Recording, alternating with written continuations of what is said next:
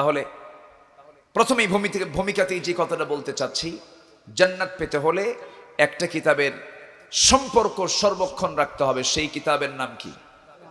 বলেন, সেই কিতাবের নাম কি? কোরআন। এই কিতাবের সঙ্গে আমাকে আপনাকে সম্পর্ক রাখতে হবে এবং এই কিতাব একদিন কথা বলবে আমার জন্য। সুবহানাল্লাহ বলবেন না? এই কিতাব একদিন কি বলবে? কথা বলবে। কার জন্য? আমার জন্য কথা বলবে। থাক, সমস্যা নেই। আমার জন্য একদিন এই কিতাবটা কথা বলবে। কেমনে কথা বলবে?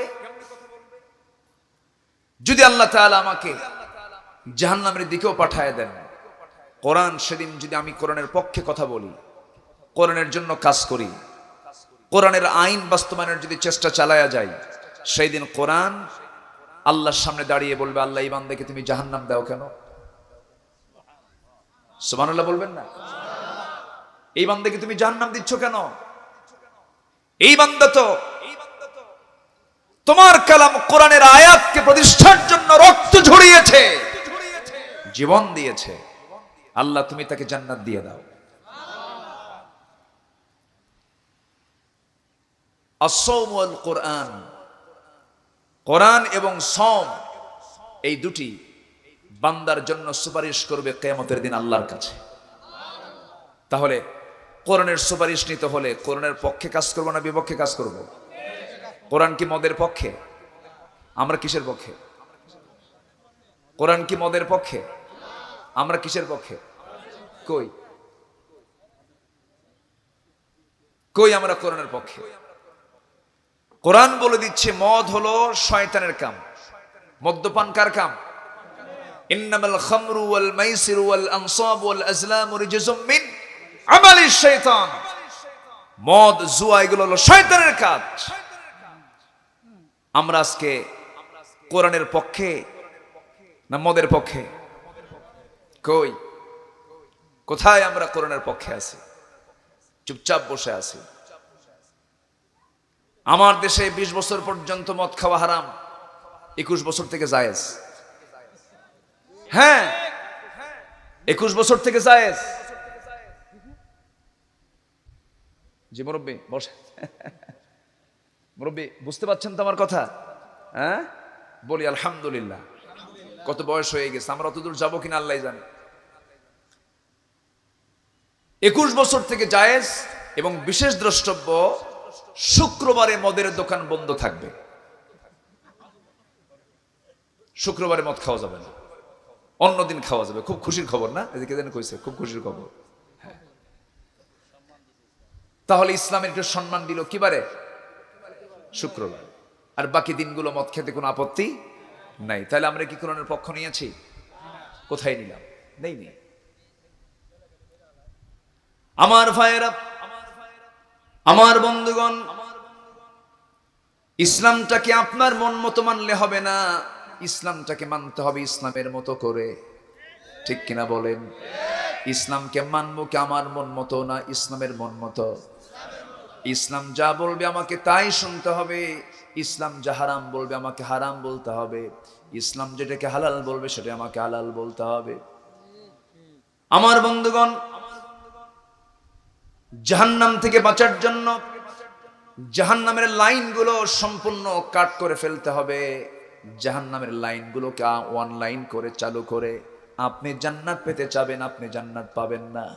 জাহান্নামের যে কাজগুলো আছে সমস্ত কাজগুলো আমরা অনলাইন করব না অফলাইন করব? বলেন কি করব? Data off. হারামের ডাটা অফ করতে হবে আর হালালের ডাটা অন করতে হবে। এখন তো অনলাইনের যুগ, এইভাবে বুঝাতে একটু সুবিধা হয়, তাই না? হারামের ডাটাকে অফ করতে হবে, হালালের ডাটাকে অন করতে হবে। হারামকে আপনি অন করে রাখলেন, হালাল অন করে রাখলেন, দুটাই অন করলেন। আল্লাহ খুশি থাক, শয়তানও যেন বেজার না হয়। মোবাইলটাকে হালাল অন করতে হবে, মোবাইলে কোনো হারাম অন করা যাবে না। এমন কোনো অ্যাপস ঢুকানো যাবে না যে অ্যাপস ঢুকলে পরে আপনার ইমানে কিনা হুমকির সম্মুখীন হতে পারে। সব জায়গায় হালাল, সব জায়গায় হারাম। আল্লাহ তাআলা হালালু বাইয়িন ওয়াল হারামু বাইয়িন। হালালটা স্পষ্ট, হারামটা স্পষ্ট। কোরআনে সব কিছু বলে দেওয়া আছে, কোনটা হারাম কোনটা হালাল। হালাল খাদ্যের তালিকা কোরআনে আছে না নাই? হারাম খাদ্যের তালিকাও কোরআনে আছে না নাই? তবে হারাম খাদ্য দুনিয়াতে বেশি না হালাল খাদ্য দুনিয়াতে বেশি? হ্যাঁ, হালালই তো বেশি। হ্যাঁ, হালালের পরিমাণটা বেশি। হারাম আর কয়টা আছে? হারাম খাদ্য তো সীমিত কিছু আছে, কিন্তু হালাল খাবার এমন কিছু হালাল খাবার যা আমাদের জিহ্বা এখনো পায় না, এমন খাবারও আছে না নাই? কিন্তু জিহ্বার মধ্যে সেই স্বাদটা আল্লাহ ঢুকাইয়া দিয়েছেন। এখন আমি যদি একটা ফলের তথ্য বলি, আজ থেকে 20 বছর আগে যে ড্রাগন ফল, যেটা আপনার এলাকায় হচ্ছে, ছিল নাকি? খাইছেন নাকি কোনোদিন? কিন্তু এখন জিহ্বা আসলে কি ড্রাগনের মজা পান না? জিহ্বাই কিন্তু সব ফলের মজা আছে, হয়তো সেই ফলটা আমাদের কাছে এখনো আসে নাই। আমার ভাইয়েরা, বিভিন্ন দেশে বিভিন্ন ফলমূল, বিভিন্ন দেশে বিভিন্ন খাবার, যারা গোটা দুনিয়া ঘোরাফেরা করেছেন, বিভিন্ন ফলমূলগুলো পেয়েছেন, বিভিন্ন খাবারগুলো পেয়েছেন। আল্লাহ সমস্ত খাবারের মেশিন রেখে দিয়েছেন, স্বাদ রেখে দিয়েছেন কিসের ভিতরে? জিহ্বার ভিতরে। এবং আল্লাহ তালিকা দিয়েছেন, বান্দারি এটা খাবি, এটা খাবি না। হালাল খাবার আল্লাহ তাআলা আনলিমিটেড রেখে দিয়েছেন, হারাম খাবারগুলোকে লিমিটেশন করে দিয়েছেন। কি খাবে না? মদের বোতল টানবে না। হুররিমাত আলাইকুমুল মাইতাতা ওয়াদ-দামা ওয়া লাহমাল খিনজির, তোমাদের জন্য মৃত প্রাণীকে হারাম করা হয়েছে, শুকরের মাংসকে হারাম করা হয়েছে, রক্তকে হারাম করা হয়েছে। এবং সেই সমস্ত প্রাণীকে হারাম করা হলো যে সমস্ত প্রাণীকে সব সময় কার নাম নেওয়া হয় না? আল্লাহর নাম নেওয়া হয় না, সেগুলো তোমাদের গ্রহণ করা হারাম, ভক্ষণ করা হারাম। এই তো হারামের তালিকা। আর হালাল তো আল্লাহ তাআলা কি পরিমাণ খাবার রেখে দিয়েছেন তার কোনো হিসাব নাই। আমার দেশে একটা উম্মতের ভিতরে মুহাম্মাদের গুণাবলী অর্জন করতে হবে মুসলমান। ব্রাহ্মণের ছেলে ব্রাহ্মণ হতে পারে, পাদ্রীর ছেলে পাদ্রী হতে পারে, খ্রিস্টানের ছেলে খ্রিস্টান হতে পারে, ইহুদির ছেলে ইহুদি হতে পারে, ইমামের ছেলে ইমাম হতে পারে না যদি তার যোগ্যতা না থাকে। মুসলমান হলো যোগ্যতার উপরে। কিসের উপরে? সেকুলার মেনে রেগুলার ইসলাম মানা যায় না। সেকুলারকে বাদ দিতে হবে, ন্যাশনালিজমকে বাদ দিতে হবে, ক্যাপিটালিজমকে বাদ দিতে হবে। দুনিয়ার সমস্ত মস্তিষ্ক প্রসূত মানব রচিত সমস্ত আইনকে প্রত্যাখ্যান না করা পর্যন্ত ঈমান আনা হবে না। কথা ক্লিয়ার? কথা ক্লিয়ার? যারা এডুকেটেড পারসন আছেন, এতটুকু ওয়াজই যথেষ্ট, আর বেশি কিছু লাগে না। ইসলামকে মানতে গেলে সবগুলোকে ধরতে হবে না বাদ দিতে হবে? সব আগে বাদ দিয়ে এরপর ইসলাম ধরতে হবে। কিন্তু আমার দেশে কিছু মুসলমান আছে, চিন্তা করে ওটাও থাক এটাও থাক, শয়তানও বেজার না হোক, আল্লাহও খুশি থাক। এরকম দুই কুল রক্ষা করার লোক আছে না নাই? দুই কুলি রক্ষা করে যারা চলে তারা কি ইমানদার না মুনাফিকুন? বলেন, তারা কি বলেন? মুনাফিকুন। কোরআন শরীফে সূরা আছে না নাই? মুনাফিকুন আছে না নাই? কাফিরুন আছে না নাই? মুমিনুন আছে না নাই? আমরা কাফিরুন হব, মুনাফিকুন হব, মুশরিকুন হব, জালিমুন হব, ফাসিকুন হব, না মুমিনুন হব? মুমিনুন হতে হবে। অন্য কোন ক্লাসে যাওয়া যাবে না। যারা কিছু ইসলাম মানবে, কিছু ইসলাম মানবে, তারা হলো ফাসিক, তারা জালেম, তারা মুশরিক। আল্লাহ তাআলা বিভিন্ন জায়গায় তাদেরকে গালি দিয়েছেন, তাদের খেতাবগুলো দিয়ে দিয়েছেন। আমার বন্ধুগণ, আমার প্রিয় ভাইরা, যে কথাটা বলতে চাচ্ছি, আমরা সবাই ফিরে যেতে চাই জাহান্নাম না বাপের ভিটা। বাপের ভিটা যেতে হলে জাহান্নামের কাজগুলো করা যাবে না। সূরা মারিয়াম থেকে আমি কয়েকটা আয়াত তেলাওয়াত করেছি। সূরা মারিয়ামের ভিতরে আল্লাহ তাআলা সুন্দর করে বলছেন, বান্দা তুই কিছু কিছু অপকর্ম তোর জীবনে যদি বাস্তবায়ন করে যাস, আমি শুধু জাহান্নাম দেব না, জাহান্নামের গর্তের মধ্যে ঢুকাবো। আমার ভাইরা, দুনিয়ার জেলখানায় কিছু কিছু আসামি আছে যারা স্পেশাল আসামি, যারা দাগী আসামি, যারা খুনের আসামি, তাদেরকে জেলখানায় রাখে না। জেলখানার মধ্যে আরেকটা জেলখানা হলো সেল, আরেকটা জেল কি বলেন? সেল। সেই সেলের মধ্যে রেখে দেয়। কেন রেখে দেয় অন্যান্য আসামির সঙ্গে? তাদেরকে মিশতে দেয় না। স্পেশাল তার আসামি, দাগি আসামি। ছোট্ট একটা কবরের মতো রুম, ওই জায়গায় খাওয়া, ওই জায়গায় ঘুম, ওই জায়গায় পেশাব পায়খানা, সবকিছু ওই জায়গায় নির্দিষ্ট জায়গার মধ্যে। আমার ভাইয়েরা, দুনিয়ার জেলখানার মধ্যে যেমন চূড়ান্ত একটা জায়গা হলো সেল, জাহান্নামের মধ্যে একটা মারাত্মক ভয়াবহ জায়গা আছে, তার নাম হলো জাহান্নামের গর্ত, কেভ অফ হেল, জাহান্নামের গর্ত। সেই জাহান্নামের গর্তের একটা নাম এখানে আল্লাহ তাআলা উল্লেখ করেছেন, গাইয়া, গাইয়ুন নামক একটা গর্ত। সেই গাই নামক গর্তটা এত ভয়ানক গর্তের নাম, তাফসীরে এসেছে জাহান্নাম পর্যন্ত ওই গাই নামক গর্তকে ভয় পায়। এত ভয়ানক, এত যন্ত্রণার জায়গা হলো গাই নামক গর্ত। ওই গাই নামক গর্তের ভিতরে আল্লাহ রাব্বুল আলামিন মোট 8 শ্রেণীকে সেই গর্তের মধ্যে ঢুকাবেন। এই 8টা অপকর্ম যারা করবে, আমি আল্লাহ তাদেরকে জাহান্নামের সেই গর্তের মধ্যে ঢুকাবো। সে অপকর্মগুলো আমরা ছেড়ে দেব, জোরে বলি ইনশাআল্লাহ। একটাও কিন্তু বলি নাই, সবগুলো বলবো। রাজি আছেন? সবাই শুনতে রাজি আছেন? এই 8টা অপকর্ম যদি বাদ দিতে পারি, আল্লাহ তাআলা আমাকে আপনাকে জান্নাত দিবেন। এবং সেকেন্ড আয়াতে বলছেন, বান্দা শুধু জাহান্নামের বিষয়গুলোই বলে দিলাম না, জান্নাত পাওয়ার জন্য তোর মধ্যে আমি 3টা গুণ দেখতে চাই। এই 3টা গুণ যদি তোর মধ্যে পেয়ে যাই, আমি তোকে স্থায়ী জান্নাতের মেহমান বানায় নেব। জোরে বলি সুবহানাল্লাহ। আসুন এখন লাইনে আসেন, আমাকে সময় দিবেন তো সবাই? প্রচন্ড গরম, 11টা 12টার দিকে আপনারা কেমনে যে বসেছিলেন আল্লাহ জানে। আমি এবছর যে দিনে প্রায় শতাধিক মাহফিল করেছি, এই চৈত্র মাসে, মানে এই মার্চ মাসের যে মাহফিলগুলো, কমিটি বলেছে হুজুর জোহরের পর বসার কোনো কায়দাই নেই, আপনি একটু পরে উঠলে ভালো হয়। কিন্তু আপনারা মনে হয় আমের পরে আসতে মনে হয় কষ্ট হয়েছে নাকি? আপনাদের কষ্ট হয়নি তো? আচ্ছা, বলি আলহামদুলিল্লাহ। এখন দিন অনেক বড়, তো দিন এখন অনেক বড়। সেই 6টা 20 আজান হয় না? 6টা 20 আজান হয়, মাঝখানে আসরের সালাত আছে। আমরা এমন সময় আমরা নেব যেন আমাদের আসরের সময়ের জন্য কোনো ব্যাঘাত না হয়। জোরে বলি ইনশাআল্লাহ। ভয় পাওয়ার কোনো কারণ নাই, সবাই থাকেন। মোটামুটি কমিটি তারা যতটুকুন চেষ্টা করে, মাঝে মাঝে ফ্যানও দিয়েছেন, তারা চেষ্টা করেছেন, এরপরও তো হয় না। যারা ফ্যানের কাছে বসে আছেন তারা যতটুকু ভাগ্যবান, যারা ফ্যানের বাতাস পাচ্ছেন না তারা আরো বেশি বড় ভাগ্যবান। বলি আলহামদুলিল্লাহ।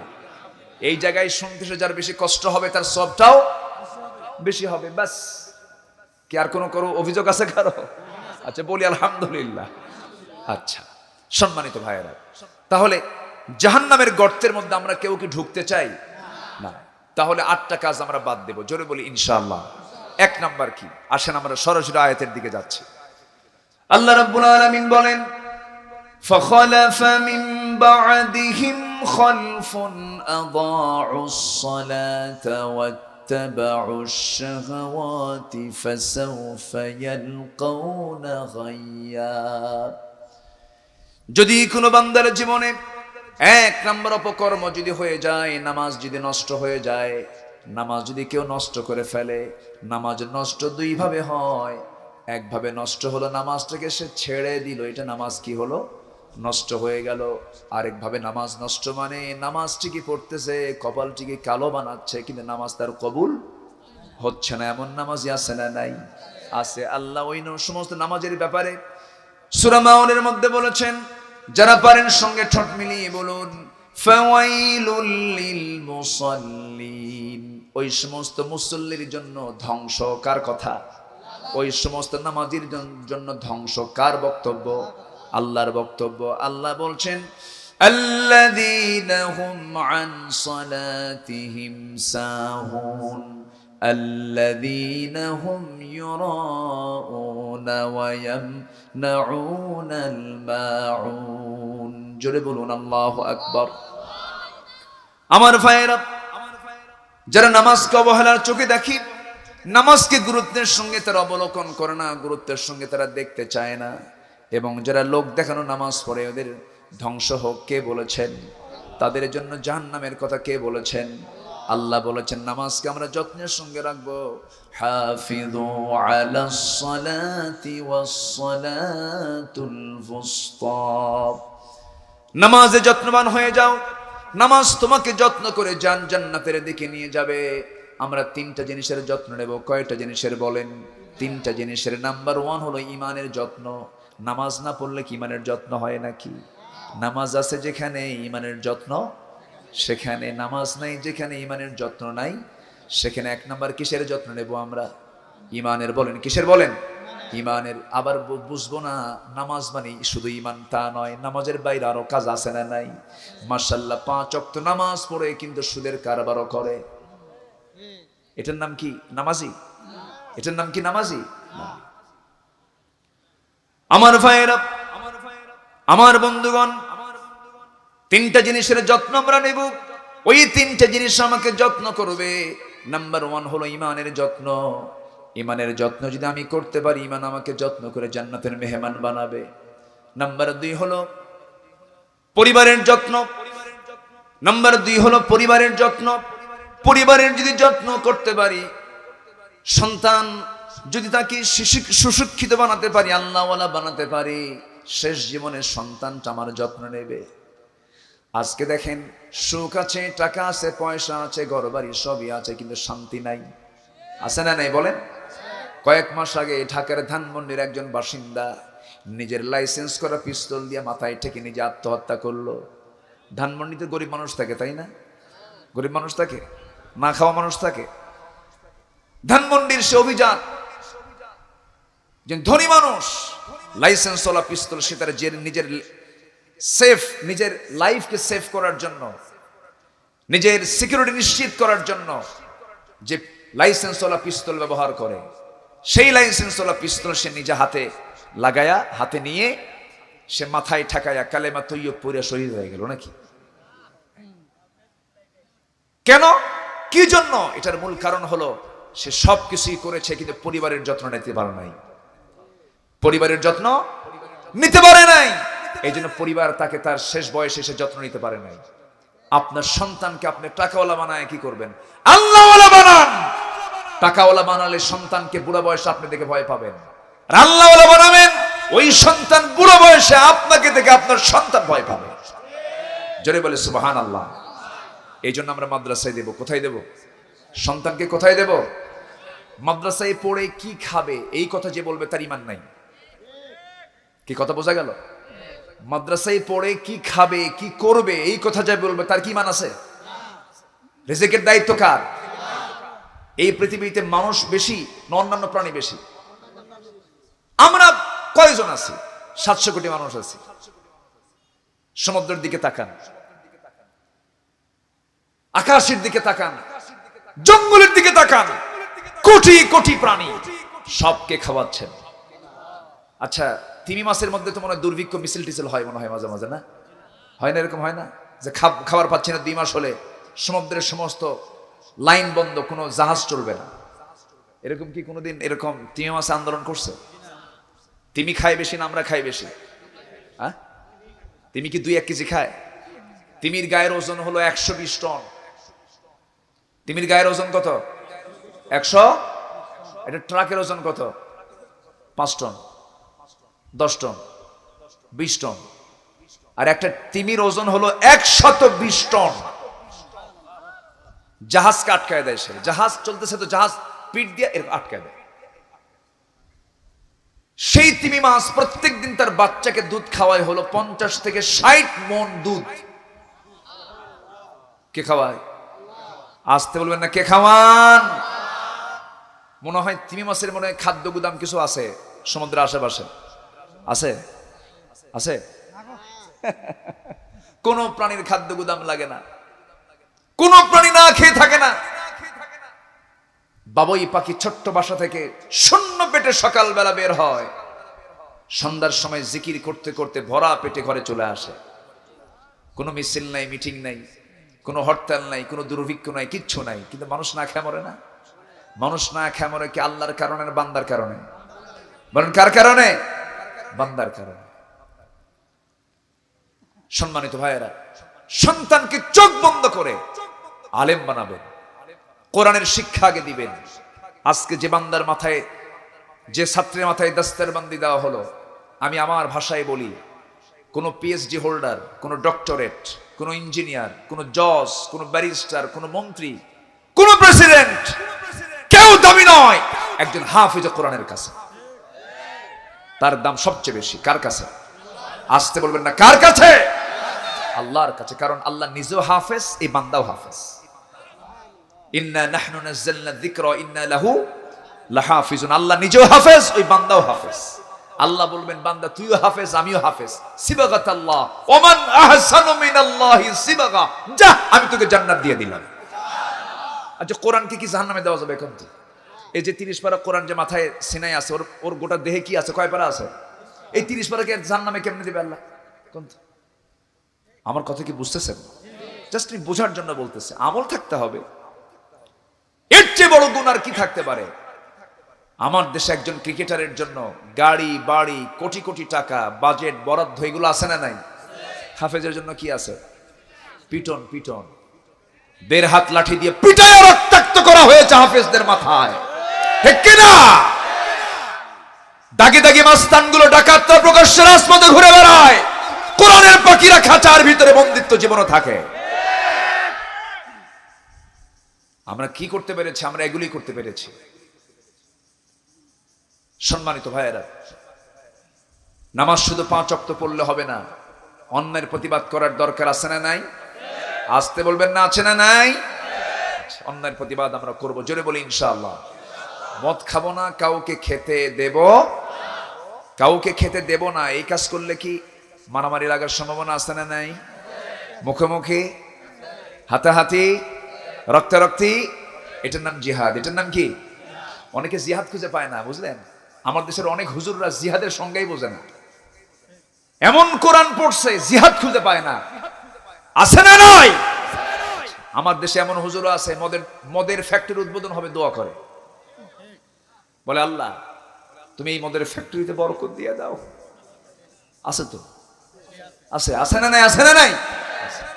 সিনেমা উদ্বোধন হবে, সিনেমা, নতুন সিনেমা বাজারজাত হবে, মার্কেট মানে হলে আসবে, সেন্সর বোর্ড অনুমতি দিয়েছে, এখন হুজুরকে ভাড়া করে আনছে। হুজুর দোয়া করে, আল্লাহ এই সিনেমার সকল কলা কৌশলী নায়ক নায়িকাদের প্রতি তোমার খাস রহমত নাজিল করো। যেরকম নাউজুবিল্লাহ। আবার আমার দেশের নায়ক নায়িকারা হজেও যায়, কিন্তু ওমরা করতে যায়। এক ওমরা করতে গেছে মাস 4 আগে, এক মহিলা নায়িকা গেছে ওমরা করতে, ওরে নিয়ে দেশে তুল কালাম শুরু হয়েছে। ও যে কে যেন ওই যে মানে সাদে মাল নেই, কার জন্য কি হয়েছিল? সাদে মাল নাই, ফাঁকা মাথা, ইন্টারন্যাশনাল এয়ারপোর্ট। বদমাইশ ইসলাম নিয়ে কথা বলেছে। ইসলাম নিয়ে যারাই কথা বলবে, ইতিহাস রাস্তা করে তারা নিক্ষিপ্ত হবেই হবে হবে হবে হবে, ঠিক কিনা? এদেশের স্বাধীনতার স্থপতি বঙ্গবন্ধু শেখ মুজিবুর রহমান বলেছিলেন, যে দেশের মানুষ হালের বলদ বিক্রি করে হজে যায়, সেই দেশে ইসলাম ছাড়া কিছুই চলতে পারে না। ইসলাম ছাড়া যারা এই কথা বলবে, আমরা তাদের জিহ্বা টেনে ছিঁড়ব। রাজি আছেন কারা কারা? হাত উঁচু করে দেখান মুসলমান।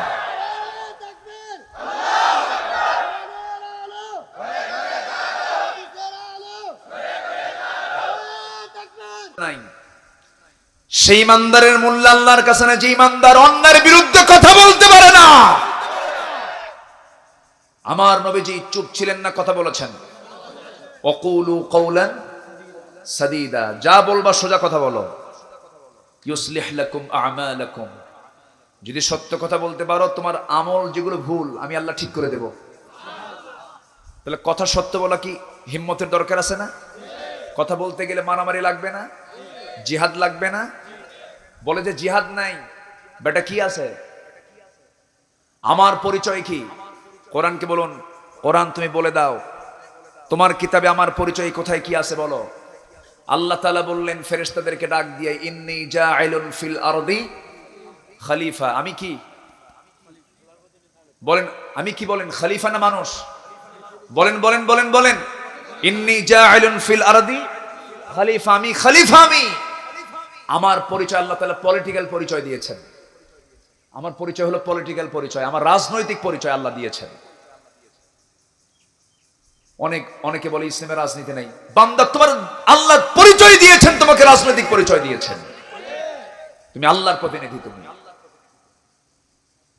সম্মানিত ভাইয়েরা, সম্মানিত বন্ধুগণ, এই দুনিয়াতে সুদ, ঘুষ, জেনা, ব্যভিচার, শয়তানের আইন চলবে, আর আপনি জিকির আজগার করবেন।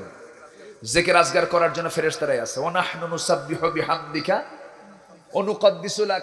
ফেরেশতারা বলছিলেন, আল্লাহ আমরা তো জিকির আজগার করি, মানুষ পাঠায় দিয়ে কি করবা? তা আল্লাহ যদি শুধু জিকির আজগারই দেখতেন তাহলে ফেরেশতাই রাখতেন, মানুষ পাঠানোর দরকার মনে করতেন না তিনি।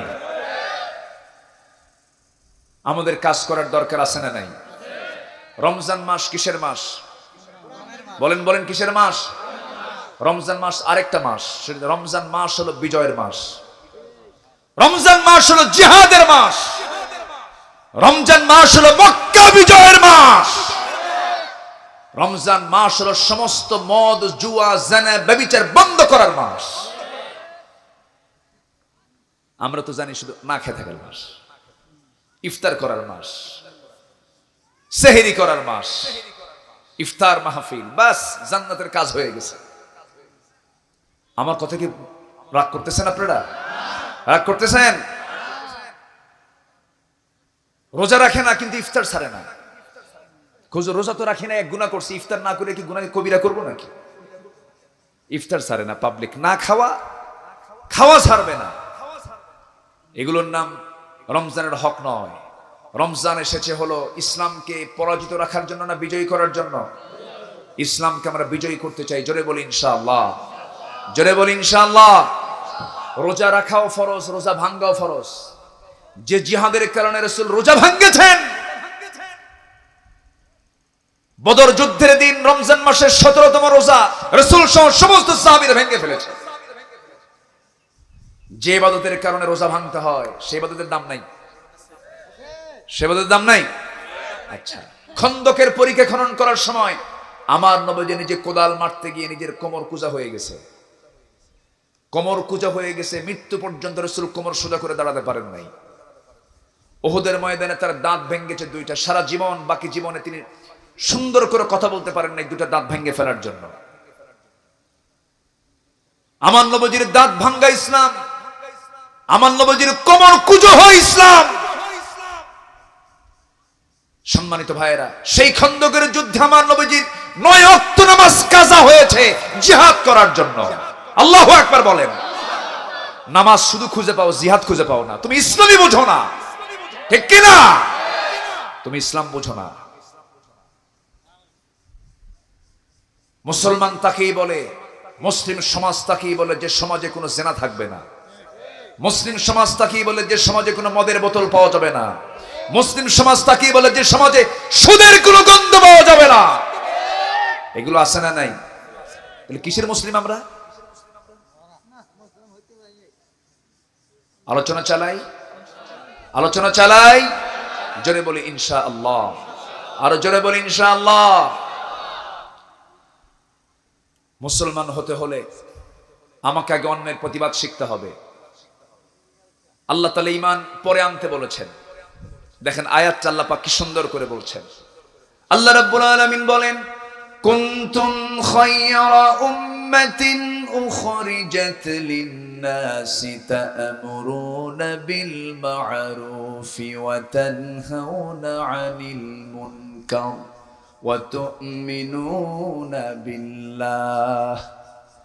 তোমরা শ্রেষ্ঠ জাতি, এই পৃথিবীতে মানুষের কল্যাণের জন্য তোমাদেরকে পাঠানো হয়েছে। তোমরা কি করবে?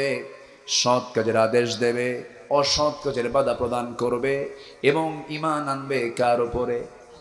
আসতে বলবেন না, কার উপরে? এখানে ঈমান আনা আগে না সৎ কাজের আদেশ দেওয়া আগে? আপনি সৎ কাজের আদেশ দিচ্ছেন না, অসৎ কাজের বাধা দিচ্ছেন না। আপনি তসবিহ জপতে জপতে, জিকির করতে করতে পায়জামা খুলে ফেলতেছেন।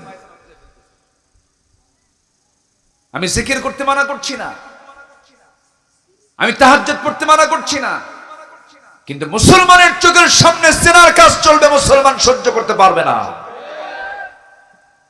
আজকে শিশু পার্কগুলোতে শিশুরা না শিশুর খালারা? আসতে এখন শিশু পার্কগুলো থেকে শিশুরা না শিশুর খালারা? খালারা বসে আছে খালুকে নিয়ে। বৈধ খালু না অবৈধ খালু? বৈধ খালু না অবৈধ খালু? অবৈধ খালু জোড়ায় জোড়ায় বসে আছে। যে যখন ইন্টারভিউ নেওয়া হয়, এই ছেলে এটা কে, এই ছেলে এটা কে, কি শি ইজ মাই গার্লফ্রেন্ড। যখন মেয়েকে বলা হয় এটা কে, হি ইজ মাই বয়ফ্রেন্ড। সংক্ষেপে বলে বিএফ, জিএফ, বয়ফ্রেন্ড গার্লফ্রেন্ড। আচ্ছা, এরকম কোন পরিচয় কোরআন হাদিসের কোথাও আছে? আছে? হাদিসে আছে কোথাও? তাহলে এই পরিচয় কোন জায়গা থেকে আসলো? এই তো বলেন, কোন জায়গা থেকে আসছে বলেন? শয়তান না, ইউরোপ থেকে আসছে, আমেরিকা থেকে এসেছে। আমেরিকাতে কোন বন্ধু যদি তার বান্ধবী কিনা যদি 1 মাসও থাকে, যদি পুলিশ গিয়ে যদি সেখানে ওই মেয়েটাকে ধরার জন্য যায়, তুমি এখানে কেন, মেয়ে যদি বলে আমার মন চেয়েছে আমার বয়ফ্রেন্ডকে আমি চয়েস করেছি, অথবা কোনো হাজব্যান্ড তার বউকে পাচ্ছে না, তার বউ কোথায় গেছে, তার বয়ফ্রেন্ডের সঙ্গে বেড়াতে গেছে, এখন হাজব্যান্ড এসে যদি পুলিশকে মানে ইনফর্ম করে যে আমার বউ অমুক ছেলের সঙ্গে আজকে 7 দিন যাবত নাই, এখন পুলিশ বলবে ঠিক আছে আমি খবর নিচ্ছি। খবর নিয়ে যদি জানে যে সে তার কোনো বয়ফ্রেন্ডের সঙ্গে গেছে বেড়াতে, এই ক্ষেত্রে যদি সেই মহিলা রিপোর্ট করে যে আমার স্বামী আমার উপরে জুলুম করছে, আমি ইচ্ছায় গেছি আমার বয়ফ্রেন্ডের সাথে, বয়ফ্রেন্ড তো ধরা দূরের কথা, স্বামীকে ধরে জেলখানে ঢুকাবে। এটা হচ্ছে ইউরোপ আমেরিকা। আমার দেশটাকে ইউরোপ আমেরিকা বানাতে চায়, এরকম কুত্তা ছাগলের মতো বানাতে চায় এমন কিছু লোক আছে না নাই? আসতে বলবেন না, আছে না নয়? এটা শাহজালালের বাংলাদেশ, শাহপরানের বাংলাদেশ, শহীদ তিতুর বাংলাদেশ। কোন বিলাতি কুত্তা আচরণ বাংলার জমিনে ঢুকতে দেব না আমরা। রাজি আছেন কারা কারা? হাত উঁচু করে দেখান মুসলমান।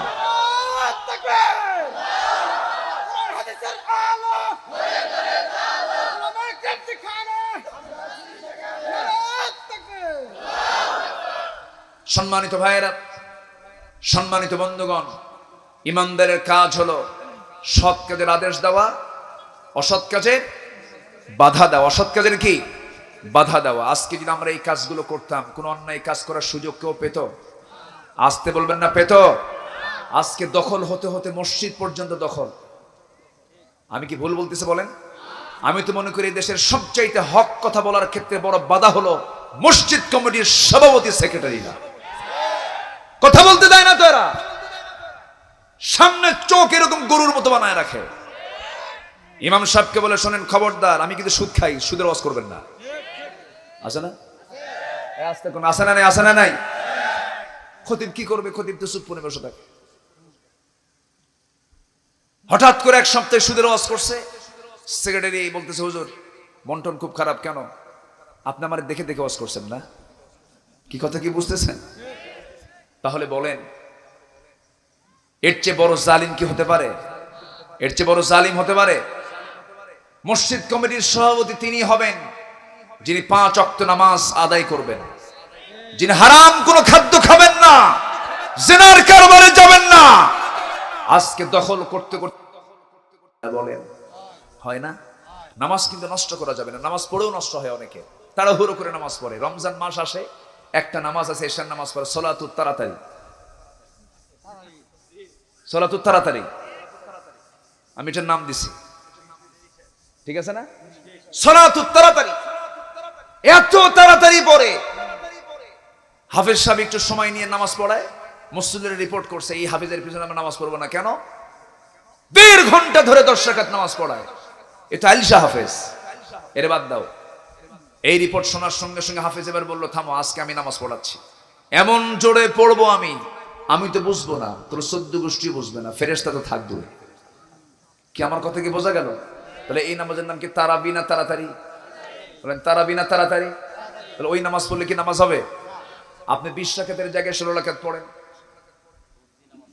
16 রাকাতের জায়গায় 12 রাকাত পড়েন, 12 জায়গায় আপনি 8 রাকাত পড়েন, 8 রাকাতের জায়গায় আপনি 6 রাকাত পড়েন, নফল তো পড়েন আপনি, কিন্তু যতটুকু পড়েন, যত রাকাত পড়েন, এটাকে সহি করতে হবে, ঠিক কিনা? সহি নিয়ে কোনো কথা নাই, এখানে রাকাত নিয়ে মারামারি। 8-20 8-20 8-20 আছে না নাই? কি কথা কি বুঝতেছেন আপনারা? আমাদের আগে ঠিক করতে হবে যে আমার নামাজ ঠিক হচ্ছে কি। আমরা নামাজটাকে ঠিক করব, জোরে বলি ইনশাআল্লাহ। নামাজ না ঠিক হলে কোন গর্ত? গাই। বলেন কোন গর্ত? বলেন। গাই নামক গর্তের মধ্যে কে ঢুকাবেন? আল্লাহ ঢুকাবেন। তবে নামাজের মধ্যে দুনিয়ার কথা মাঝে মাঝে মনে হয়, আপনাদের মনে হয় কিনা জানি না, আমার মাঝে মাঝে মনে হয়। আপনাদের হয়? অনেকে চুপ করে আছে, কি কই হুজুর? নামাজের মধ্যে কি দুনিয়ার কথা মনে হয় না? যে ঘাটাইল বাজারে যায় না, হ্যাঁ বাজার না, ঘাটাইল বাজারে যায় না, যে ঢাকার দিকে মন যায় না, যে মক্কার দিকে যায় না, মদিনার দিকে যায় না, যায় না। আর যদি মামলা থাকে তাহলে তো কোর্টের দিকে এমনি যায় বসে থাকে। কি বলেন, কোন দিন হাজিরা দেবো, হাজিরের ডেট কোন দিন, নামাজের মধ্যে মনে হয় বলেন আসতে পারে কিনা বলেন। নামাজের কি হবে বলেন, নামাজ ঠিক হবে না নষ্ট হবে, এমন একটা চিন্তা এক সাহাবীর মধ্যে হলো। সাহাবী এসে রাসূলকে খুঁজলেন, রাসূলকে পেলেন না। আলীকে ডাক দিয়ে বলছেন, আলী তুমি তো অনেক দামি সাহাবী, রাসূল নাই, একটা বিষয় আমার সমস্যা কি, নামাজের মধ্যে দুনিয়ার কথা মনে হয়, নামাজ কি আমার কবুল হবে? সাইয়েদনা আলী শক্ত ফতোয়া মেরে দিলেন, বললেন নামাজ কবুল হবে না, যাও। সাহাবী তো হতাশ চিত্তে বাড়িতে ফিরছেন। বাড়িতে ফেরার পর চুপ মেরে আসেন, আমার তো নামাজ সব শেষ। আমার নবীজি জানতে পেরেছেন। নবীজি জানতে পেরে তিনি আলীকে ডাক দিয়ে বলছেন, আলী তোমার সাথে কেউ, তোমার সামনে কেউ এসেছিল প্রশ্ন করতে? হ্যাঁ। কি জবাব দিছ? নামাজের মধ্যে দুনিয়ার কথা মনে হলে নামাজ কবুল হবে না। তাই ঠিক আছে আলী, তো আমি তোমাকে একটা দায়িত্ব দেবো। কি দায়িত্ব? এই মুহূর্তে তুমি ওযু বানাও, ওযু বানায়া নামাজে দাঁড়ায়া 2 রাকাত নফল নামাজ পড়বা। 2 রাকাত নফল নামাজের শেষান্তে আমি তোমাকে সুন্দর একটা চাদর আমার পক্ষ থেকে তোমাকে আমি গিফট করব, উপহার দেব। সাইয়েদনা আলী খুব খুশি হলেন, রাসূল আমাকে চাদর দিবেন। খুব খুশি হয়ে তিনি ওযু বানালেন, ওযু বানায়া নামাজে দাঁড়াইছেন। নামাজে দাঁড়ায়া নামাজ শুরু করেছেন। প্রথম রাকাত খুব মনোযোগ, প্রথম রাকাতে খুব মনোযোগ দিয়া প্রথম রাকাতটা ঠিক মতোই পড়লেন। দ্বিতীয় রাকাতে নামাজ পড়তে নিয়ে সূরা ফাতিহার মাঝে হঠাৎ করে মনে হলো রাসূল যে আমাকে চাদরটা দিতে চাইলেন, এই চাদরটা মা আয়েশার ঘরের চাদর না মা হাফসার ঘরের চাদর? সাহাবীটাকে বলেন, সাহাবীটাকে দুর্বল সাহাবী? হ্যাঁ, কি ফার্স্ট কাতারের সাহাবী না, প্রথম কাতারের সাহাবী। নামাজের মধ্যে মনে হয়ে গেছে, সালাম ফিরলেন। নবীজি তার নামাজের দৃশ্য দেখতেছেন। সাইয়েদনা আলী সালাম ফিরে বলছেন, আসসালামু আলাইকুম ওয়া রাহমাতুল্লাহ, আসসালামু আলাইকুম ওয়া রাহমাতুল্লাহ। সালাম ফেরার সঙ্গে সঙ্গে নবীর চোখে আলীর চোখ পড়ে গেছে, আলীর চোখে নবীর চোখ পড়ে গেছে। নবীজি মুস্কি মুস্কি হাসেন, আলীও মুস্কি মুস্কি হাসেন। রাসূল বলছেন, আলী হাসো কেন, কি হয়েছে? হুজুর আপনি যেই কারণে আমিও সেই কারণে। জোরে বলে সুবহানাল্লাহ। রাসূল বলছেন, আলী তুমি ফতোয়া দিলা, তোমার ফতোয়া গেল কই? হুজুর ফাউল ফতোয়া হয়ে গেছে, ভুল ফতোয়া হয়ে গেছে আমার, আমি বুঝতে পারি না। রাসূল বললেন, আলী রে কে বলেছে নামাজ হবে না? নামাজ হয়ে যাবে। যদি নামাজের মধ্যে কোনো অজীব কাজও ছুটে যায়, শেষ বৈঠকে তাশাহুদ পড়ে ডান দিকে সালাম ফেরে 2টা সহসিজদা দিলে পরে আল্লাহ তাআলা ভুলকে সংশোধন করে তার নামাজকে কবুল করে নেবেন। জোরে বলে সুবহানাল্লাহ। নামাজ নষ্ট করা যাবে, নামাজ ভুল করা যাবে, নামাজের তারতিব আরকান আহকাম নষ্ট করা যাবে, নামাজ আদায় করলে কোনো হারাম কাজ করা যাবে, সুদের কারবার করা যাবে, জেনার কারবার করা যাবে, দুনিয়ার কোনো দল করা যাবে। দল করতে হবে কার? আসতে বলবেন না, দল করতে হবে কার? সিদ্ধান্ত জানিয়ে বলতে হবে আল্লাহর কাছে। আল্লাহকে বলবো আমরা সবাই বলেন, ইন্না সলাতি ওয়া নুসুকি ওয়া মাহইয়ায়া ওয়া মামাতি লিল্লাহি রাব্বিল আলামিন। বলবো আমরা আরেকটা, সবাই বলেন, ইন্নী ওয়াজ্জাহতু ওয়াজহিয়া লিল্লাযী ফাতারাস সামাওয়াতি ওয়াল আরদা হানিফান ওয়া মা আনা মিনাল মুশরিকিন। জোরে বলুন আল্লাহু আকবার। চেহারা ঘোরাবো কার দিকে? অন্য কারো কাছে চাওয়া যাবে, অন্য কারো আনুগত্য করা যাবে, একমাত্র আনুগত্য করতে হবে কার? আল্লাহ তাআলা। আমার ভাইয়েরা, আবার ভাববো না আলীর নামাজের মনোযোগিতা কম ছিল, তাও কিন্তু নয়। জিহাদের ময়দানে যুদ্ধ করতে গিয়ে আলীর পায়ের মধ্যে তীর ঢুকেছে। তীরটা চোখা, যখন ঢোকে সহজেই ঢোকে, কিন্তু সহজে বের করা যায় না। সাইয়েদনা আলীর খুব কষ্ট হচ্ছিল। নবীজি বললেন, সাহাবীরা আমার আলীর পা থেকে কখনো তোমরা তীরটা বের করতে পারবে না স্বাভাবিকভাবে, তবে আমার আলী যখন নামাজে দাঁড়াবে, নামাজের মধ্যেই তোমরা তার পা থেকে টান মেরে তীরটা বের করে নিবা। সাইয়েদনা আলী নামাজে দাঁড়ালেন, নামাজ শুরু হয়ে গেছে। নামাজের ঠিক মাঝখানে সাহাবীরা দাঁড়ায়া তার পা থেকে বিদ্ধ হওয়া তীরটা টান মেরে বের করতেছিলেন। কিতাবের মধ্যে আসছে গোশতগুলো ছিঁড়ে ছিঁড়ে আসে, রক্তগুলো গড়ে গড়ে পড়ে। নামাজের মধ্যে আলীর মুখ থেকে বিন্দু পরিমাণ কোনো আওয়াজ বের হয় নাই। নামাজ শেষ করেছেন আলী, পায়ের দিকে তাকায় দেখেন যন্ত্রণার সেই তীরটা তার পার ভিতরে নাই, বিদ্ধ হওয়া নাই। তিনি বলছেন, ভাইরা রে, নামাজ শুরু করছিলাম, তীর বিদ্ধ পা নিয়ে, সেই তীর তো দেখি না, নামাজের পরে তীরটা কি হলো? সাহাবীরা বলছেন, আলী, নামাজে যখন তুমি দাঁড়িয়েছিলে, নামাজের মধ্যে আমরা তোমার পা থেকে টান মেরে তীরটা বের করে নিয়েছি। আলী বলেন, আল্লাহর কসম, আল্লাহর কসম, আল্লাহর কসম, আমি আলী বিন্দু পরিমাণ টের পাই নাই। এমন নামাজের জন্যই জান্নাত। এমন সুন্দর নামাজ আমাকে আপনাকে পড়তে হবে। সাল্লু কামা রাআইতুমুনি উসাল্লি, তোমরা তেমন করে নামাজ পড়ো যেমন করে আমি রাসূল নামাজ পড়ি। নামাজ পড়া মানে কার সঙ্গে কথা বলা? আসতে বলবেন না, কার সঙ্গে কথা বলা? নামাজটা আজকে মুসলমান কেমন করে ছেড়ে দেয়। নামাজ যে ছেড়ে দেয় সে দিনের ফাউন্ডেশনকে ধ্বংস করে ফেলে দেয়। ফাকাদ আকামাহা ফাকাদ আকামাদ-দ্বীন ওয়া মান তারাকাহা ফাকাদ হাদামাদ-দ্বীন। যে ব্যক্তি নামাজ কায়েম করলো সে যেন দিনকে কায়েম করলো, যে ব্যক্তি নামাজ ছেড়ে দিল সে যেন দিনের ফাউন্ডেশন ভেঙে চুরমার করে দিল। নামাজ নষ্ট করলে পরে জাহান্নামের গর্ত। নামাজ আমরা রেগুলার করব, সুন্দর করে আদায় করব, জোরে বলি ইনশাআল্লাহ, আর জোরে বলি ইনশাআল্লাহ। এবং সেই নামাজটা হতে হবে সব জায়গায়। সব জায়গায় নামাজ দরকার আছে না নাই? আসতে বলবেন না, আছে না নাই? মসজিদে নামাজ, অফিসে নামাজ, ব্যবসায়ী নামাজ, প্রত্যেকটা জায়গায় নামাজের দরকার আছে না নাই? আর নামাজ যেখানেই থেকে যাবে সেই জায়গায় কোনো অন্যায় থাকতে পারে? আমার ভাইয়েরা, নামাজকে সমাজে কায়েম করতে হবে, নামাজকে সব জায়গায় কায়েম করতে হবে, নামাজের পরিবেশ তৈরি করতে হবে, নামাজ ভিত্তিক সমাজ গড়ে তুলতে হবে, নামাজ ভিত্তিক নেতৃত্ব গড়ে তুলতে হবে। আমার নবীজি যে নেতৃত্ব গড়ে তুলেছেন সেই নেতৃত্বের মধ্যে নামাজ ছিল কি ছিল না বলেন? আজকের নেতৃত্বে কি নামাজ আছে নাকি? আজকের নেতৃত্বে নামাজ আছে? নামাজ না। যে দলের নেতা তার কর্মীকে নামাজের জন্য বলে না, যে দলের নেতা তার কর্মীকে নামাজের জন্য তাকিদ দেয় না, চাপ দেয় না, সে নেতা আমার নেতা হতে পারে না। ঠিক কি না? আমার দেশে এমন নেতাও আছে যে কর্মীর হাতে মদের বোতল তুলে দেয়, জেনার জন্য নারী তুলে দেয়। ওই সমস্ত নেতৃত্বের মুখে আমরা ঝাঁটা মারি।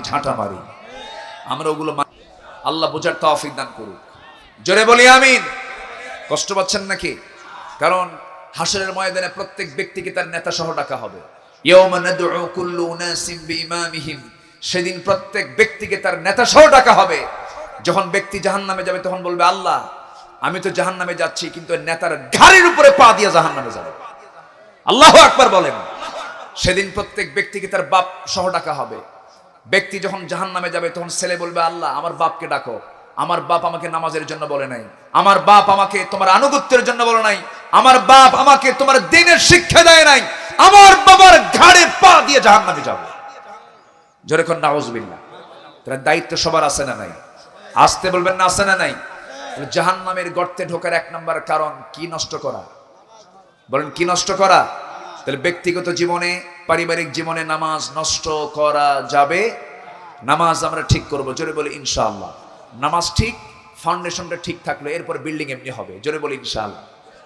ঠিক আছে না? ফাকাদ আকামাহা ফাকাদ আকামাদ-দ্বীন। নামাজের ফাউন্ডেশন হয়ে গেল, বাস বিল্ডিং গড়ে উঠবে। জোরে বলি ইনশাআল্লাহ। নাম্বার 2, জাহান্নামের গর্তে ঢুকবে কারা? সময় লাগবে কিন্তু আমার। বিড়ি খাওয়া কিন্তু আছে। হ্যাঁ, বিড়ি খাওয়া লোক আছে না নাই? হ্যাঁ, বিড়ি খাওয়া কি সুন্নতে মুআক্কাদা? কি টানা টানে! আরে বাপরে বাপ। অনেকদিন আগে, বছর 14 আগে, 13-14 বছর আগে, রংপুর হারাগাছ আমার একটা মাহফিল ছিল। রংপুর হারাগাছ। এক মুরব্বী, আমি এরকম বয়ান করছিলাম, হঠাৎ করে বলতেছে, হুজুর একটা কথা, মরে তো যাবোই একদিন, সমস্যা নাই, জান্নাতে বহু খাদ্যের তালিকা আপনি বললেন, জান্নাতের বয়ান করছিলাম সেদিন, জান্নাতে এই থাকবে, ওই থাকবে, ওই থাকবে। হুজুর, জান্নাতে কি বিড়ি টিড়ি পাওয়া যাবে না? খুব চিন্তা তার এটা নিয়ে। বললাম যে, চাচা আপনার এরকম টেনশন কেন? বাবা, বিড়ি টান না দিলে কি যে মনে হয় কি যেন খাই নাই এরকম মনে হয়। এরকম লোক আছে না নাই বলেন তো? না বাবা, যেগুলো খাওয়া যাবে না। বিড়ি খেলেন, লাঞ্চকে আপনি পচালেন, জবাবদিহিতা আছে না নাই? লাঞ্চ সুস্থ করে দিয়েছেন কে? বিড়ি খেয়ে নষ্ট করলো কে? আল্লাহ। আল্লাহ নষ্ট করছে না? হ্যাঁ, কি দরকার? খাবো না আমরা। জোরে বলি ইনশাআল্লাহ। মানুষ পারে না এমন কিছু আছে বলেন, যার মধ্যে ঈমান আছে। যে ব্যক্তি ঈমানদার, এই ঈমানের শক্তির কাছে পৃথিবীর সবকিছু পরাজিত। কিন্তু আমরা সামান্য বিড়ির কাছেই পরাজিত, বিড়ি ছাড়তে পারি না। কি ঠিক আছে না? আমাদের ইমান এমন যে বিড়ি ছাড়তে পারি না। রমজান মাস আসতেছে, সমস্ত বদভ্যাস ছেড়ে দেবো ইনশাআল্লাহ। জোরে বলি ইনশাআল্লাহ। সারাদিন বিড়ির কোনো কথা নেই, রোজা আছে, সমস্ত সবকিছু ঠিকঠাক আছে, ইফতার কইরাই বাবা মাথায় চক্কর মারছে, বাবা এটা টান্দা দিই। তাহলে রোজা রাখলেন কেন আপনি বলেন? হ্যাঁ, কি করছে একটার সাথে? ও আচ্ছা, দেখেন মুরব্বী, আপনি ধরেন টরেন না তো? আচ্ছা, আপনি খান না তো? যাক আলহামদুলিল্লাহ। বলে যে একটা অর্ধেক থাকতেই আরেকটা ধরা, এগুলো করা যাবে না। আমরা সকল নেশা বাদ দেবো। জোরে বলি ইনশাআল্লাহ। নামাজির মুখে কখনো দুর্গন্ধ থাকতে পারে না, নামাজির মুখে কখনো দুর্গন্ধ থাকতে পারে না। অনেকে বলে হুজুর আমাদের এলাকার বউরা স্বামীদের খেদমত করে না। এক মাহফিলে গেছে, বলতেছে আপনি একটু এই ব্যাপারে ওয়াজ করবেন। আমি বললাম আপনি কি বিড়ি খান? মানে ঠোঁটটা কালো, মানে কি বিড়ি খান? হয় তো বিড়ির গন্ধে আপনার বউ আপনার খেদমত করবে কি? আপনার মুখ তো গন্ধ, তো আপনার এই পচা গন্ধে আপনার মহব্বত কি হবে? বিড়ি খাওয়া ছাড়েন, মহব্বত তৈরি হয়ে যাবে। হ্যাঁ, কি শুদ্ধ গন্ধ করে? শরীর শুদ্ধ গন্ধ করে। দেখছেন, আমরা সকল নেশা ছেড়ে দেব। জোরে বলি ইনশাআল্লাহ। আল্লাহ তুমি সবাইকে হেফাজত করো। জোরে বলি আমিন। আচ্ছা ঠিক আছে, না মুরব্বী খুব ভালো মানুষ, আলহামদুলিল্লাহ। আচ্ছা, নাম্বার 2 হলো ওয়াত্তাবাউশ শাহাওয়াত, যারা খেয়াল খুশি মতো চলবে। কি মতো চলবে বলেন? এখানে অনেক প্রশ্ন আসছে, আমি উত্তর দেব একটু পরে। আমি পয়েন্টটা শেষ করে ফেলি, অনেক কিছুই আসছে। কারণ আমার মূল হক আদায় করতে হবে, আলোচনার হক। সবকিছুর হক আছে না? আমি যে আসছে আমার হক আদায় করতে হবে না? আপনি হক না শুনে কি যাবেন? কেউ যাবেন? এই উঠতেছে কে? বলেন, বসেন, নড়াচড়া কিসের? বসেন। এটা কিন্তু আমি ধমক দিচ্ছি না, এটা মহব্বত করতেছি। ভাই মন খারাপ করবেন না আবার। ও যে বাচ্চা যদি ওষুধ না খেতে চায়, বাচ্চা জ্বর হইছে 101 ডিগ্রি, কিন্তু ওষুধ খায় না, ওষুধ তো তিতা, 2 দাঁত শক্ত করে ধরে আছে, মাও পারে না। শেষ পর্যন্ত মা 2 হাত আর 2 পা শক্ত করে ধইরা মুখের মধ্যে নখ ঢুকাই দিয়ে খা। ঠিক আছে না? এটা কি মহব্বত ছাড়া না মহব্বত সহ? তো আমি যেটু ধমক দিলাম রাগ করেন না, এটা মহব্বত সহ বলেছি। কেউ যাবেন না, একটু থাকেন। আমরা চলবো খেয়াল খুশি মতো না আল্লাহর বিধান মতো? খাওয়া দাওয়া ফুর্তি করো, দুনিয়াটা মস্ত বড়, এটা কি ইমানদারের কথা না শয়তানের কথা? আমরা চলবো মন মতো না আল্লাহর মতো? মন মতো না কোরআন মতো? মন মতো না হাদিস মতো? মন মতো না ইসলাম মতো? ইসলামের মতকে নিয়ে আমরা চলবো। খেয়াল খুশি মতো চলা যাবে না। ইউসুফ আলাইহিস সালামকে জুলাইখা ঘরের মধ্যে তুলছে, ঘরের মধ্যে তুলে 12টা দরজা লক করে সবকিছু ক্লোজ করে দিয়ে, কেউ নাই, একটা প্রাণীও নাই। জুলাইখা স্রেফ ইউসুফকে কাছে টেনে বলতেছে, ইউসুফ পৃথিবীর একটা পোকাও জানবে না আমার আর তোমার এই রিলেশন, এই পরকিয়া একমাত্র আমি আর তুমি জানবো, আমি তোমার জন্য পাগল। ইউসুফ সঙ্গে সঙ্গে বললেন, জুলাইখা কেউ না জানলেও একজন বড় রাজ সাক্ষী আছেন, কে তুমি জানো? ওকে না তো, আমার আল্লাহ তাআলা। জোরে বলে সুবহানাল্লাহ। এটার নাম ঈমান। এটার নাম কি? বলে নিজের মতো চলা না আল্লাহর মতো চলা? আল্লাহর মতো চলা। জুলাইখা বলতেছি, ইউসুফ শোনো, তোমার রূপ, তোমার চেহারা, তোমার সৌন্দর্য আমাকে পাগল বানিয়ে দিয়েছে। ইউসুফ আলাইহিস সালাম বলছেন, জুলাইখা আমার চোখ যিনি বানিয়েছেন তার তুমি প্রশংসা করো, আমার হাত যিনি বানিয়েছেন তার তুমি প্রশংসা করো, আমার চামড়া যিনি বানিয়েছেন তার তুমি প্রশংসা করো। শেষ পর্যন্ত হলো না, ইবনে কাসির এসেছে, কাপড়ের সমস্ত পাট্টাগুলো খুলে তার দেহটা, ইউসুফ আলাইহিস সালাম টকবগে ভরা যৌবনের যুবক ইউসুফ আলাইহিস সালাম তার দিকে যখন তার যৌবনটা ঝুঁকে নিচ্ছিল, চুলের খোপা ছেড়ে দিচ্ছিল, এমন সময় তিনি ভয়ে কেঁদে ফেলে দিলেন। দেওয়ালে পিঠ থেকে গেল, আসমানের দিকে তাকাচ্ছেন, আকাশের দিকে তাকাচ্ছেন, কিন্তু সাদ চক্ষুটা বন্ধ করে আল্লাহকে বলছেন, আল্লাহ এই বিশাল বড় বিপদ থেকে তুমি আল্লাহ আমাকে বাঁচাও, আমার ঈমানকে তুমি আল্লাহ হেফাজত করো। এমন করে দোয়া করার সঙ্গে সঙ্গে শেষ চেষ্টা করলেন, তালাবদ্ধ দরজার দিকে দৌড় মারলেন, পটপট করে 12টা দরজা খুলে গেল। ওয়াল্লাযীনা জাহাদু ফীনা লানাহদিয়ান্নাহুম সুবুলানা, যে ব্যক্তি আমার দিকে আসতে চায় আমি তার জন্য একটা রাস্তা নয় অসংখ্য রাস্তা আমি তার জন্য খুলে খুলে দেই। সাবিলের বহু বচন হলো সুবুল, বহু রাস্তা তার জন্য খুলে দেই। দরজা খুলে গেল, বাইরে বের হয়ে গেলেন। ইউসুফ সেই সময় চলেছেন খেয়াল খুশি মতো না আল্লাহর বিধান মতো? আসতে বলবেন না কার বিধান মতো?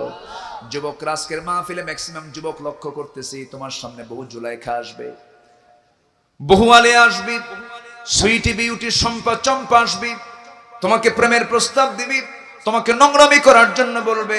সেই সময় তুমি বলবে ইন্নী আখাফুল্লাহ, আল্লাহ বলছেন ওই যুবককে আমি আল্লাহ আরশের ছায়ার নিচে স্থান দিয়ে দেব।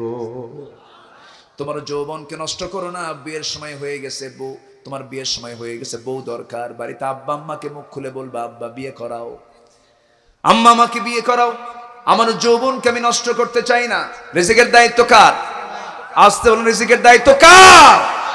অনেক বাপমা আছে দুষ্ট, অনেক বাপমা দুষ্ট আছে, ছেলে মেয়ের বিয়ের ব্যাপারে আগ্রহ নাই, আছে না নাই?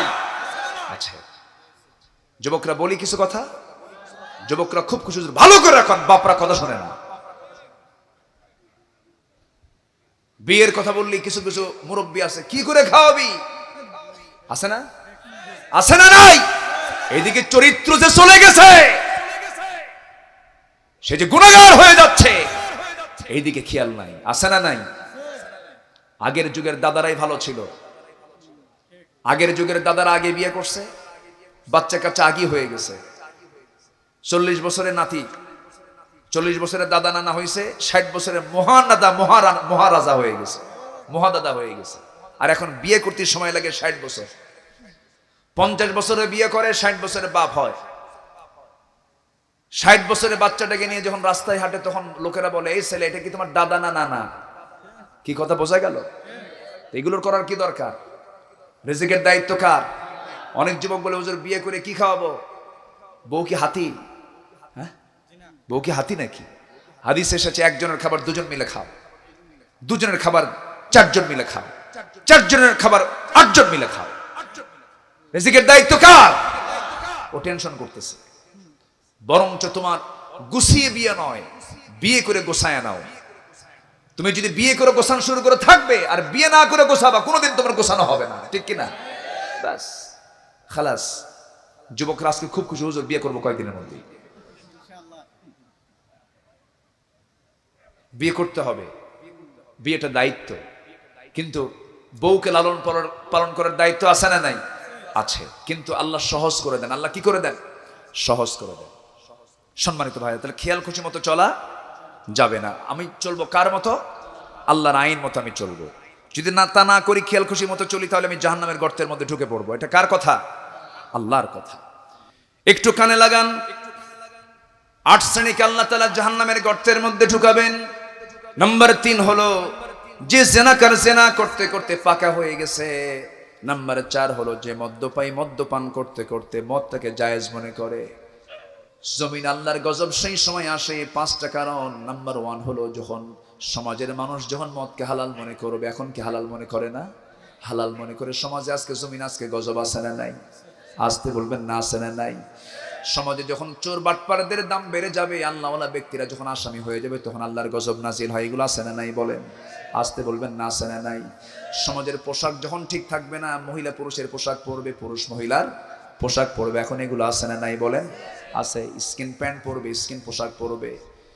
4 শ্রেণীর মেয়েকে বিয়ে করে কখনো পুরুষ সুখী হবে না। কয় শ্রেণীর? 4 শ্রেণীর মহিলাকে বিয়ে করলে পরে সুখী হওয়া যাবে না। এর মধ্যে 1 নম্বর শ্রেণী হলো যে মহিলা রূপচর্চা করে। কি চর্চা করে বলেন? রূপচর্চা। ওযু করে না, নামাজ পড়ে না। রূপচর্চা মানে হলো মুখের উপরে আটা ময়দা লাগায়। আছে না আছে না আছে না আছে না? আটা ময়দা মাখানো মহিলাকে বিয়ে করিলে সুখী হওয়া যাইবে? সুখী হওয়া যাবে? যাবে না। আবার কিছু কিছু পুরুষকে স্বামী হিসেবে গ্রহণ করলেও সুখী হওয়া যাবে না। বলি, এখন আওয়াজ কমে গেছে। হুজুর আমাদেরটা বলেন না। বলবো বলবো বলবো। যে পুরুষের পোশাক ঠিক নাই, যে পুরুষের পোশাক দিয়ে নামাজ হয় না, এমন পুরুষের পোশাক আছে না নাই? নতুন প্যান্ট মার্কেট থেকে কিনে আনছে, 2 হাঁটুতে ফাটা।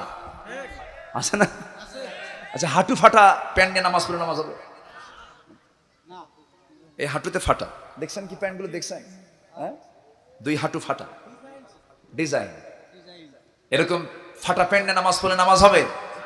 সতর ঢাকা কি নামাজ আগে না সতর আগে? নামাজ আগে না ওযু আগে?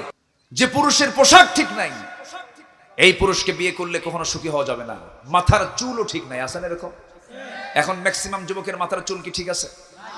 এই দিকে চুল নাই, পিছনেও চুল নাই, একদম চামড়া বের করে মাথার উপরে গোল করে সেন্ট মার্টিন দ্বীপ মাথার উপরে, আছে না? চতুর্দিকে পানি, মাঝখানে মাটি, ঠিক চতুর্দিকে কিচ্ছু নাই, মাঝখানে চুল। যখন বলা হয় যুবক এগুলো পাইছো কই, কে মেসি, তুমি কি নেইমার, তুমি কি জানোয়ার, আছে না নাই? এই সমস্ত ডিজাইন বন্ধ করতে হবে। পোশাক ওগুলো পরা যাবে না। প্যান্টের বেল্ট থাকতে হবে নাভির উপরে, নাভির উপরে প্যান্টের বেল্ট না হলে ওটা প্যান্টই হয় নাই, তার সতর ঢাকা হয় নাই। মূল সতর হলো নাভি থেকে হাঁটুর নিচ পর্যন্ত পোশাক ঢেকে রাখতে হবে কাপড় দিয়ে, ঠিক কিনা? এই ঢাকা কি, জোরে বলেন, এই ঢাকা কি ফরজ? ফরজ, ফরজ। এটা যে পোশাক পরে আপনার ফরজ ঢাকতেছে না, সেই পোশাক আপনি পরবেন কেন? এমন প্যান্ট পরছে, মসজিদে নামাজে গেছে, বছর 4 আগের কথা, আমি মসজিদে ঢুকছি, সুন্নতের নাই নিয়ত করবো আমি, দেখি যে এক যুবক নামাজ পড়তেছে, দেখি ওর নামাজটা কেমনে পড়ে। রুকুতে যখন গেছে, রুকুর ঠেলা দিকে শার্ট উপরে, প্যান্ট নিচে, মাঝখানে ফাঁকা। ভাবলাম এই তো রুকু, সেজদায় যে কি হবে আল্লাহ জানে। সেজদায় যখন গেছে তখন দেখি প্যান্ট খুলে আন্ডার প্যান্ট বেরিয়েছে। আচ্ছা আমি কি ভুল বলতেছি বলেন তো? এই যুবকদের পোশাক এগুলো আছে না? এগুলো আছে না? ওরা যদি ওই প্যান্ট না, যদি বাজারে যায় যদি বেগুন দেখে এরকম উপর হইয়া, বেগুন দেখলে দেখবেন এইদিকে পাশা নাই, আবার মাঝে মাঝে টান দিয়ে উপরে তোলে, আসে না? এরকম আসে না? যে পোশাক তোমার ঠিক নাই, যে নাম সতর তোমার ঠিক নাই, ওই জাতীয় পুরুষকে স্বামী হিসেবে গ্রহণ করলে সুখী হওয়া যাবে? যাবে না। পোশাক ঠিক করো যুবক। কষ্ট দিলাম? কষ্ট হলো? হুজুর দাওয়াত দিয়ে আমাদের এরকম গালি দিলে না। পোশাক ঠিক রাখতে হবে, কারণ নামাজ আগে নয়, আগে সতর ঠিক রাখা, ওযু ঠিক রাখা, কেবলামুখী হওয়া, পবিত্র হওয়া, পরিচ্ছন্ন হওয়া, এরপরে নামাজে দাঁড়ানো। পোশাক ঠিক নাই, আমার দেহ ঠিক নাই, নামাজ হবে না। হারাম খাবার খেয়ে নামাজ হবে না। এগুলো সব ঠিক করবো আমরা। জোরে বলি ইনশাআল্লাহ, আরো জোরে বলি ইনশাআল্লাহ। আমার ভাইয়ের ওই সমস্ত মেয়েকে বিয়ে করে সুখী হওয়া যাবে না। নাম্বার 2, যে সমস্ত মেয়েরা কথায় কথায় খোঁটা দেয়। খোঁটা মারা মহিলা ঘাটাইলে নাই, খোঁটা মারা মহিলা টাঙ্গাইলে নাই। দেখবেন কিছু হইলেই কয় তুই যেন ঠাটাই মরিস, আছে না? তোর যেন গরু মরে, তোর যেন হাতি মরে, আছে না নাই? আগের যুগের মানুষ তো বিয়ে করতে যেত ঘোড়ায় চড়ে। গ্রামীণ যুবক বিয়ে করবে, ঘোড়াওয়ালার বাড়িতে গিয়ে বলতেছে, ঘোড়াওয়ালা ভাই ঘোড়াটা দেওয়া যায় নাকি, বিয়ে করব। ঘোড়াওয়ালা বলতেছে, তোর আমি ঘোড়া দেবো না। মনটা খারাপ করে বাড়িতে আসছে। পরের দিন সবে কদরের নামাজ পড়তে যায়, দোয়া করতেছে, আল্লাহ বুক ভরা আশা নিয়ে ঘোড়াওয়ালার কাছে ঘোড়া চাইতে গেছিলাম বিয়ে করার জন্য, ও আমার ঘোড়া দেয় না, জব্দ করছে। আল্লাহ তোমার কাছে আজকে একটাই দোয়া, ওর জন্য ঘোড়া পাও। এরকম হিংসুক লোক আছে না? দোয়া করে বাড়িতে আসতে না আসতেই দেখে যে ওর মায়ের চোখে পানি, ওর মা কান্দে। কে মা তুমি কান্দো কেন? বাবা তোর গরু মরছে। কি কথা কি বুঝতেছেন? মানে মালাকুল মউত ঠিকই আসছে, কিন্তু ঘোড়ার কাছে না যায়, গেছে কার কাছে? গরুর কাছে। আপনি খোঁটা দিবেন, আপনি বদ্দুয়া দিবেন, বদ্দুয়া উল্টা আপনার কাছে চলে আসবে। খোঁটা দেওয়া যাবে না, বদ্দুয়া দেওয়া যাবে না। আল্লাহ আমাদেরকে হিংসা মুক্ত রাখুক। জোরে বলি আমিন, আরো জোরে আমিন। যে মহিলা পর্দায় থাকে না, যে মহিলা কিসে থাকে না? পর্দা করা কি? আরো জোরে বলেন। পর্দা নাই 14 জনের কাছে। কয় জনের কাছে? 14 জনের কাছে কোনো পর্দা নাই। যাদের সঙ্গে বিয়ে হারাম তাদের সঙ্গে কোনো পর্দা নাই। বাবার কাছে পর্দা নাই, ভাইয়ের কাছে পর্দা নাই, তারপরে ভাতিজার কাছে পর্দা নাই, ভাগিনার কাছে পর্দা নাই, জামাইয়ের কাছে পর্দা নাই। এরা পর্দার আওতা মুক্ত, এদের কাছে কোনো পর্দা করার দরকার। এর মানে কিন্তু কাপড় চোপড় খুলে থাকে না, আবার শালীনপূর্ণ পোশাক পরতে হবে। এই আচ্ছা গেল, পুরুষের জন্য পর্দা তো নাই নাকি? পুরুষের জন্য পর্দা আছে না নাই? পুরুষের জন্য 14 জন। পুরুষের জন্য কয়জন? 14 জন। সারা সবার সঙ্গে পর্দা করার দরকার আছে না নাই? কোনো বয়ফ্রেন্ড থাকবে না যুবকরা, মনে থাকবে সবার। কোনো গার্লফ্রেন্ড থাকবে না, কোনো গার্লফ্রেন্ড থাকবে না। যুবকের জন্য বয়ফ্রেন্ড থাকবে, কিন্তু যুবকের জন্য গার্লফ্রেন্ড থাকা যাবে না, এটা হারাম। গার্লফ্রেন্ড একটাই, সেটা কি হবে? আসতে কোন কেন? আরো জোরে। বউ হবে হচ্ছে গার্লফ্রেন্ড, এছাড়া কোনো গার্লফ্রেন্ড থাকতে দেওয়া যাবে না। গার্লফ্রেন্ড হলো ছদ্মবেশী পতিতা, আর বয়ফ্রেন্ড হলো ছদ্মবেশী ধর্ষক, ঠিক কিনা? এগুলো মাথায় রাখতে হবে। আজকের সমাজের যুবকরা যদি ভালো হয়ে যায়, দেশ ভালো হয়ে যাবে। আল্লাহ কবুল করুন, জোরে বলি আমিন। যৌবনকে, নিজের চরিত্রকে কমপ্লিট পরিচ্ছন্ন রাখবা। তোমার তাহাজ্জুদ, তোমার নফল, তোমার অনেক সুন্নাত আমলও যদি বাদ চলে যায়, আল্লাহ তাআলা ওজনের পাল্লায় তোমার চরিত্রকে ভারী করে জান্নাত দিয়ে দিবেন। নফলের দাম যত বেশি, তাহাজ্জুদের দাম যত বেশি, তার চাইতে বেশি দাম হলো সুন্দর চরিত্রের দাম। হাসরের ময়দানে সমস্ত আমলনামা গুনাহ হবে না ওজন হবে? বলেন বলেন বলেন বলেন। গুনাহ হবে না ওজন হবে? ওজন হবে। সেই ওজনের তালিকায় 1 নম্বর থাকবে হলো সুন্দর চরিত্র। আল্লাহ তুমি যুবকদেরকে কবুল কর। তাহলে জাহান্নামের গর্তের মধ্যে আমরা যদি না ঢুকতে চাই, নামাজ নষ্ট করব না ঠিক করব? খেয়াল খুশি মতো চলবো না আল্লাহ মতো চলবো? নাম্বার 3 হলো জিনার কাছে যাওয়া যাবে। নাম্বার 4 হলো মদ্যপান করা যাবে। নাম্বার 5 হলো সুদের কারবার করা যাবে। এলাকায় সুদখোর আছে তো? এলাকায় সুদখোর আছে? আচ্ছা, সুদ কি এলাকার সমস্যা না জাতীয় সমস্যা? সুদ কি এলাকার সমস্যা না জাতীয় সমস্যা? জাতীয়ভাবে সুদ আছে বলেই তো এলাকায় সুদ আছে, ঠিক কিনা বলেন? ব্যক্তিগতভাবে আপনি সুদ মুক্ত হলেন, ঠিক আছে, কিন্তু আপনি কমপ্লিটলি সুদ মুক্ত হতে পারেন নাই। আসল সুদ মুক্ত হতে হলে আসল অর্থনীতির ভিত্তিকে চুরমার করে যাকাত ভিত্তিক অর্থনীতি জারি করতে হবে মুসলমান। তাহলেই সমাজ থেকে সুদ কি হবে? বন্ধ হবে। যাকাত আছে যেখানে সুদ নাই, আর সুদ আছে যেখানে যাকাত নাই, সেখানে যাকাত এবং সুদ আকাশ পাতাল তফাত একটা বিষয়। সম্মানিত ভাইয়েরা, সুদ খেলে পরে জাহান্নামের গর্ত। নাম্বার 6 হলো যে সন্তান তার পিতামাতাকে দেখে না, এই লোকটার কপালে জাহান্নামের গর্ত আছে। নাম্বার 7 হলো যে মিথ্যা সাক্ষী দেয়। মিথ্যা মামলা, মিথ্যা সাক্ষী তো আমার দেশে নাই বললেই চলে। আছে? হ্যাঁ, মিথ্যা সাক্ষী দিলে ভাববেন যে আপনার জন্য জাহান্নামের গর্ত আছে। নাম্বার 8 হলো যে নারী তার অপর সন্তানকে অপর পুরুষের সঙ্গে সঙ্গম করে সেই সন্তানকে স্বামীর সন্তান বলে চালায়া দেয়, মানে জেনার কাজ করে।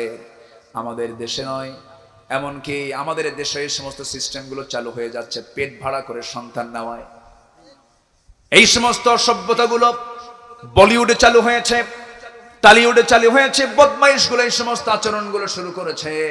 এগুলো বিশ্বাস করা যাবে না, এগুলো হারামের কাজ, এগুলো অসভ্যদের কাজ। এগুলোকে বিশ্বাস করে জাহান্নামের গর্তের মধ্যে ঢুকতে হবে। আল্লাহ তুমি এই 8 অপকর্ম থেকে আমাদেরকে তুমি আল্লাহ হেফাজত করো। জোরে বলি আমিন। আজকে থেকে আর নামাজকে ছাড়বো না। সবাই হাত তুলে দেখেন তো দেখি, বলি আল্লাহ, আরো জোরে ইয়া আল্লাহ। আমাদেরকে 5 ওয়াক্ত সালাত আদায় করার তৌফিক তুমি আল্লাহ দিয়া দাও। জোরে বলি আমিন, আরো জোরে আমিন, আরো জোরে আমিন। হাত নামান। কষ্ট পেলেন মনে হয়? কষ্ট পাচ্ছেন না তো? আর আরেকটা বিষয় হলো, আমরা দোয়া করি কিন্তু 5 শ্রেণীর দোয়া কবুল হয় না। কয় শ্রেণীর দোয়া কবুল হয় না? 5টা শ্রেণীর মধ্যে আমরা থাকবো না। নাম্বার 1 হলো অমুসলিমের দোয়া কবুল হবে না। অমুসলিম দোয়া করলে দোয়া কবুল হবে না। নাম্বার 2 হলো কবিরা গুনাহগার, কবিরা গুনাহ করব না আমরা। জোরে বলি ইনশাআল্লাহ। ইন তাজতানিবু কাবাইরা মা তুনহাউনা আনহু নুকাফির আনকুম সাইয়্যাতিকুম ওয়া নুদখিলকুম মুদখালান কারীমা। কবিরা গুনাহ ছেড়ে দিবা, আমি তোমাকে জান্নাত দিয়ে দেব। কার কথা? আল্লাহর কথা। নাম্বার 3 হলো মুশরিক, মুশরিক হওয়া যাবে না, শিরকের কোনো কাজ করা যাবে না। নাম্বার 4 হলো পিতামাতার অবাধ্য সন্তান হওয়া যাবে না। নাম্বার 5 হলো রাসূলকে যারা কটূক্তি করবে তাদের কোনো দোয়া কবুল হবে না। আল্লাহ তুমি এই 5 ধরনের ক্যাটাগরি থেকে আল্লাহ তুমি আমাদেরকে হেফাজত করো। জোরে বলি আল্লাহুম্মা আমিন।